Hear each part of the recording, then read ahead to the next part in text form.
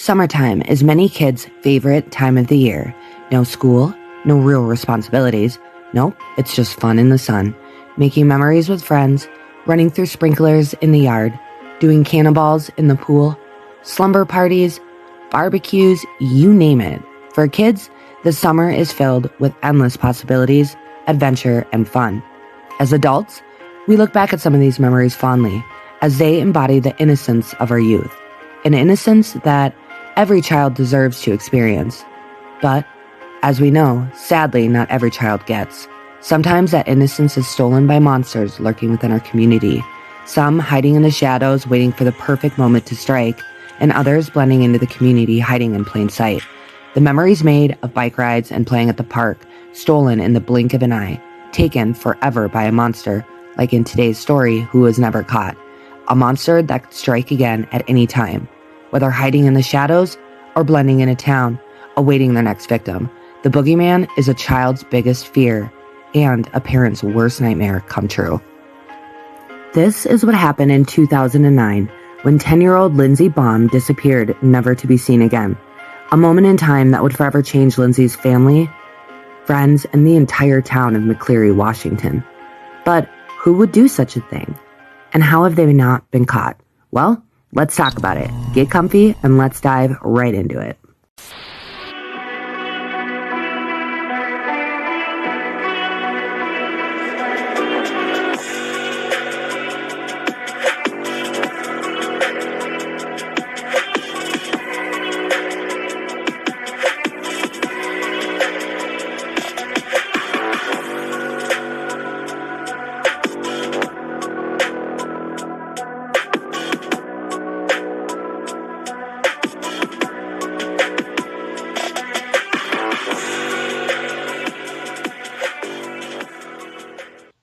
Hey guys, my name is Desiree and this is Criminally Focused. Whether you're new to my channel or you're a returning OG, thank you so much for clicking on this video.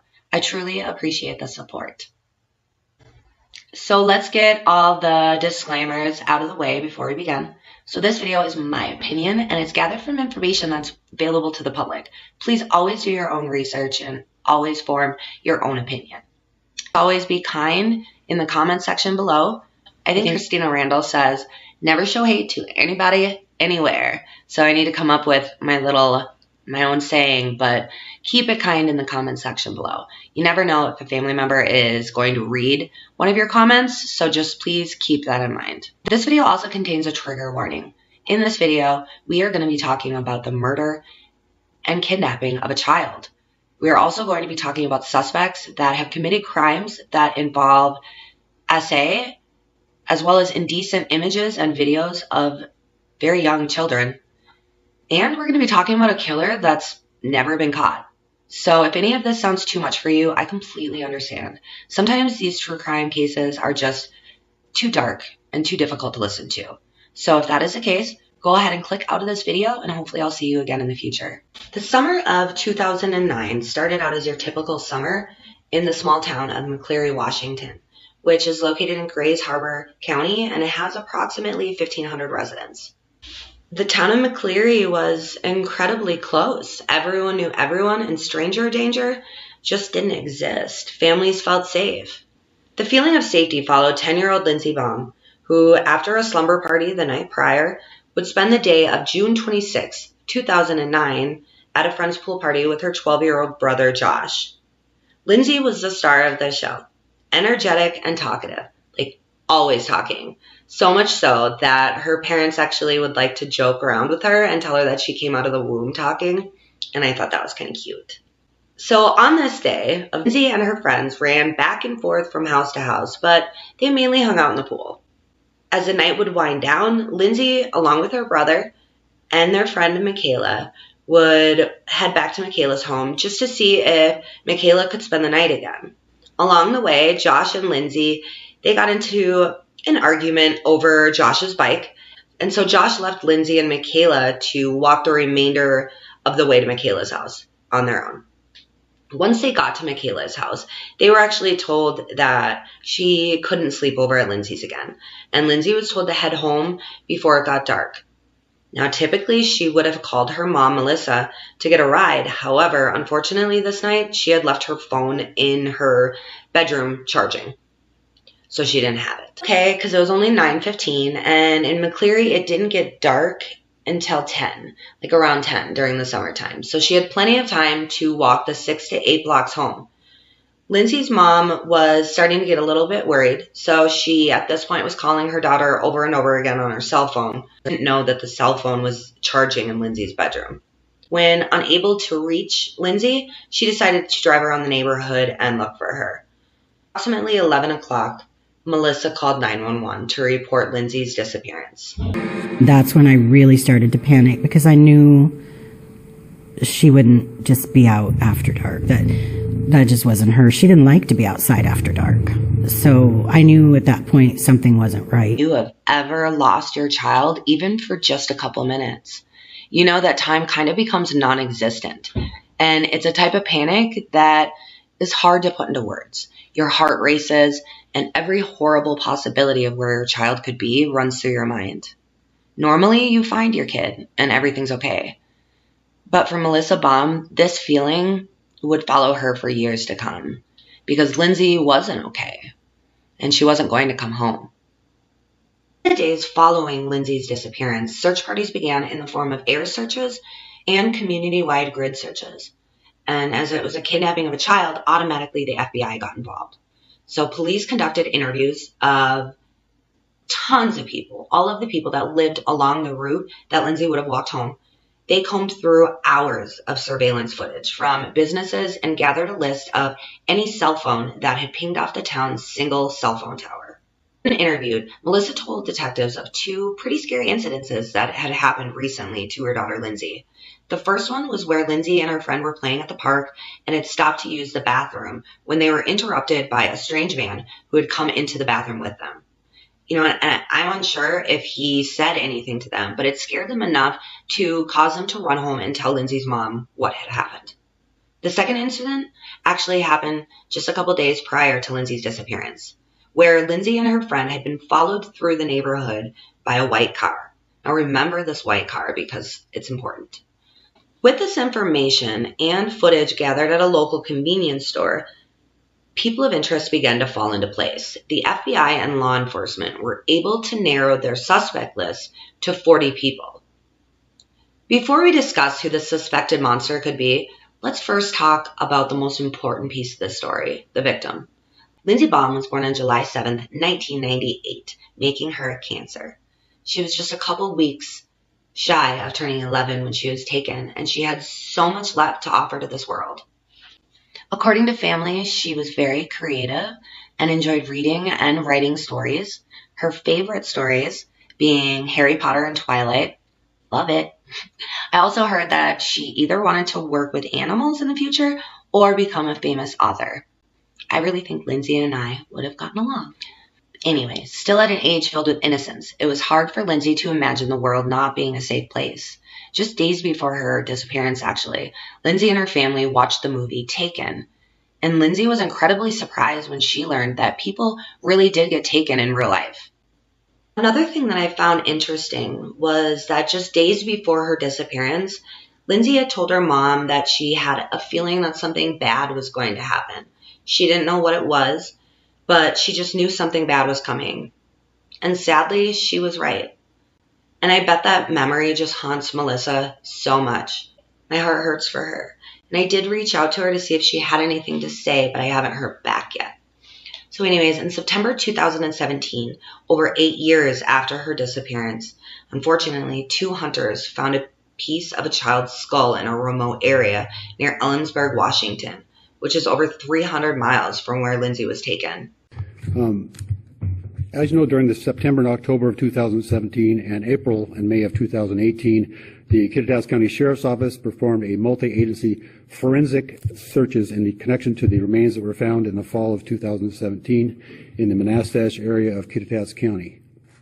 DNA testing on the remains identified them to be those of Lindsey Baum, who was last seen in June 26 in McCleary, Washington in 2019. As you know, the search area is in the Monastash Recreation Area of Kittitas County. It's very remote, rugged, and woodsy. It's located roughly 20 miles west of Ellensburg. We utilize search volunteers and law enforcement officials from 17 different counties across the state of Washington, as well as the Mountain Wave Search and Rescue Team from the Portland, Oregon area. Investigative personnel came from Kittitas County, King County, Grace Harbor County, the FBI, and the Washington State Anthropologist's Office. There were 27 canine teams from across the state, as well as Idaho and Montana. 2 of the canine teams were flown in from Alaska. In total, over 500 personnel and 27 canine teams have spent over 7,500 man-hours in the effort of this search. The Sheriff's Office is working in conjunction with the Grace Harbor Sheriff's Office and the FBI, who continue to investigate into Lindsey Baum's disappearance. Together, we will leave no stone unturned until we solve Lindsey's case. Attempted to write a statement on what exactly to say to convey how I feel. There are no words. The fact is, a monster stole my 10-year-old little girl, and they murdered her, and they dumped her like trash in the woods. So my fight now has turned from looking for my daughter to finding who killed her. This person is a monster, and I grew up teaching my children that monsters didn't exist. So now when you're telling your children monsters don't exist, you're lying. Just keep that in mind. They do exist, and they don't look like monsters. They look like your next door neighbor. They look like the person who lives down the street or the person who works in your school. Yeah, I urge anyone that has any information, any knowledge of any kind to please come forward. We need justice. The people who did this to Lindsey deserve to be punished. And the children still out there, your children, deserve to be safe. And as long as we allow monsters like this on our streets, none of our children are safe. Who would do this? And why in 2023 has nobody been arrested? After Lindsey disappeared, the police combed through hours of surveillance footage, as well as went through all of the tips that were generated by the public. Seeing a white sports car that matched the description of the one that had followed Lindsey on the days prior to her disappearance, police had their first person of interest. A tip was also called into the police by a neighbor who had spotted the same car driving through the neighborhood on the night that Lindsey disappeared, however, hadn't seen it since. His identity has never been released to the public. However, they did say that the man had worked at a retirement home that had been located near Lindsey's house. This man also had no alibi for June 26, 2009. When the police first questioned him, however, he told them that he had been working at a second job, which was at a youth camp. So he couldn't have possibly been involved in Lindsey's disappearance. However, when police called to verify his alibi, his supervisor denied that the guy had been working. He actually had been suspended for 2 weeks prior to Lindsey's disappearance due to inappropriate behavior while on the job, I believe. I mean, what an idiot. Did he not think that police were going to check his alibi? I mean, I'm sorry, but total moron, in my opinion. So when questioned by police, this dude's ex actually told them that the day after Lindsey had disappeared, the man had told her that it was hard to believe that someone could kidnap a girl and dismember her like that. That's a very odd thing to say, considering that at the time, the police, they weren't even sure Lindsey had been kidnapped. And this brings us to the first theory that was thrown out there after she had disappeared. And that was that maybe she had run away. You know, the theory was quickly debunked when they realized that Lindsey didn't have a cell phone, she didn't have any money, and no real way to get out of the town. From what I could find, police weren't able to link any evidence to Lindsey's disappearance and this man. However, I do know that the case is still under investigation, so maybe they are still looking at this guy. He's still on the cops' radar, but they're just keeping it quiet. So while looking through all this surveillance footage that they had gathered from the local businesses, the police found another piece of footage that would lead them to their second person of interest, Tim Hartman. Now, Tim owned a local jewelry store, which had been on the route that Lindsey would have, taken home on the night that she vanished. When first questioned by the police, Tim had said that he had been participating in some kind of volunteer activity, as he did volunteer work as an EMT, but he said he couldn't have had anything to do with the disappearance because he hadn't been in Cleary on the night that she disappeared. However, after watching that surveillance footage, police had proof that he was lying, as on a video that was taken from a local gas station, Tim was seen pulling up, making a purchase, and even talking to other customers inside the gas station, all just minutes before Lindsey was taken. And the disturbing piece of this information is that when Tim left the gas station, he pulled directly onto the street, going the same way that Lindsey would have been walking. When questioned by police about the CCTV footage, Tim told them that he didn't realize his training had ended earlier, and he didn't remember being at the gas station at all that night. But he was tripping because, according to the reports that I read, the police soon learned that not only had Tim been in the area the night that she disappeared, he helped Melissa look for her. Suspicious, right? Many times after committing a crime, the guilty like to immerse themselves into the investigation as a way of following what is happening with the case. In my opinion, Mr. Tim, he looks incredibly suspicious at the moment. He was questioned for hours by police. He was given 2 polygraph tests. The first one that he failed, and the second one was inconclusive, and he refused to take a third. He was never listed as a suspect. He always remained a person of interest, so the police must not have found anything linking him. And if they did, they're just not releasing that information as of yet. Okay, so far we have the unidentified man who had lied about his alibi and made those super disturbing comments. And then we have Tim Hartman. The next theory involves some extremely nasty dudes. But researching these guys sent me into such a rabbit hole, and I'm going to try to sum it up in this video as best as possible. But if you want me to do a full video separately on these brothers, let me know in the comment section below. So in August 2017, just a month before Lindsey's remains were discovered, a 911 call was made that would spark an entirely separate investigation. The 4 brothers who lived just 30 miles from where Lindsey had disappeared, dubbed the Seattle House of Horrors after police found wall-to-wall disturbing materials inside of this home. And not just one of the brothers' homes, 2 of them. Both locations were filled with horribly nasty, nasty contents. The Emery brothers, or Donald Emery, Charles Emery, Thomas Emery, and Edwin Emery, are, in my opinion, some of the nastiest people that I have ever had the unpleasure of researching. Donald Emery, who has since passed away, was 82 when he first showed up on law enforcement's radar. His niece had come to help clean up some of his belongings after they moved him to a long-term care facility because he was diagnosed with dementia and needed 24-hour care. While she was going through his things, she found photographs, children's clothing, writing that disturbed her enough to call the police. Police arrived at the home. They were horrified when they walked in. They said the home was covered from top to bottom with some pretty incriminating things. They found handwritten depictions of abuse, torture, and murder. They had well over 100 images of young underage girls dressed in only shoes, penny loafers.